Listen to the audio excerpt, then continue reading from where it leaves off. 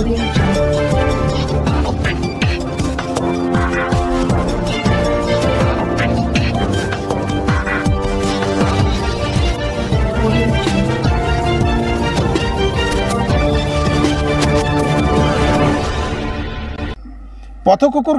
নির্মমভাবে বাঁশ দিয়ে আঘাত করা হয়েছে। বাঁশের আঘাতে গুরুতর জখম পথকুকুরটি। এই বিষয়ে বারাসাত থানায় অভিযোগ দায়ের করা হয়েছে। ঘটনাটি ঘটেছে উত্তর 24 পরগনার বারাসাত পৌরসভার 5 নম্বর পান্নাঝিল এলাকার রাধা গোবিন্দ মন্দিরের পাশে। অভিযুক্ত বিকাশ মণ্ডল ও রাজকুমারী মণ্ডল নামে দুইজনের বিরুদ্ধে বারাসাত থানায় লিখিত অভিযোগ দায়ের করেছেন দুই পশুপ্রেমী নীলাঞ্জনা রায় ও রিয়া সরকার ওরাও নামে দুজন। তাদের কাছ থেকে শুনব বিস্তারিত কি ঘটনা ঘটেছিল। শুনুন বিশ্ব দরবারে।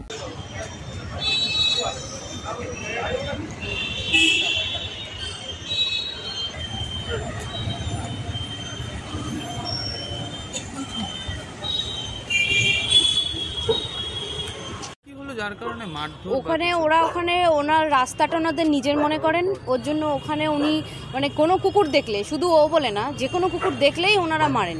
মানে কিন্তু আমি গেছিলাম ওখানে, যে ওখানে কটা কুকুরের স্টেলাইজ হতে পারে কিংবা কিছু, ওখানে গিয়ে দেখছি কুকুরটা শোয়া আছে, এরকম বড় একটা বাঁশ দিয়ে ওদেরকে এরকম একদম পুরো এমনভাবে মারলো, ও কাঁ কাঁ করতে করতে পুরো চলে গেল। আগে আমি বলতে গেছি হাইট শট, মোটকা, আরও বাজে বাজে কথা বলেছে। এরা আবার কুকুরেরই কাজ করে, নিজে নিজে নড়তে পারে না, মোটকা, এই ধরনের আজে বাজে কথা বলতো। আবার বলতো মানুষ খুন করে মানুষের কোনো শাস্তি হচ্ছে না, আর কুকুর মারলে আমাদের যে ইয়ে হবে, শাস্তি হবে। ওই সব হা হা করে হাসছে, মজা করছে। কোনো দীর্ঘদিন ধরে কোনো পাপ পুণ্য কোনো বিচার নেই, কিচ্ছু নেই। মানে কুকুরদের মারবে, নিজেরাই আবার বলবে কুকুরগুলো তেড়ে আসছে, পাগল, নিজেরাই মারছে। ঘটনাটা হচ্ছে যে 5 নম্বর পান্নাঝিলে রাধা গোবিন্দ মন্দির আছে, সেখানে একটা ফ্যামিলি আছে, বিকাশ মণ্ডল আর রাজকুমারী মণ্ডল। এই ফ্যামিলি আমাদের নলেজে আছে লাস্ট 2 বছর ধরে ওরা কুকুরকে মারছে।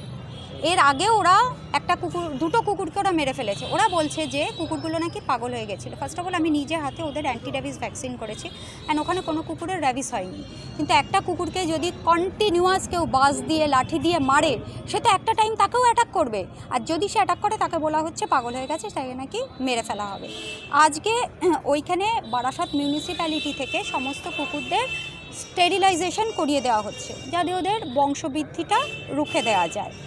তো তার জন্য আমরা রিয়া সরকার ওখানে গিয়েছিল যে কতগুলো ফিমেল ডগ আছে টোটালি গুনতে, এবং ওদেরকে টাচ করা যায় কিনা, তাহলে ওদেরকে আমরা তুলে মিউনিসিপ্যালিটির থ্রুতে অপারেশনটা করিয়ে দেবো, যাতে আর বংশবৃদ্ধি না হয়।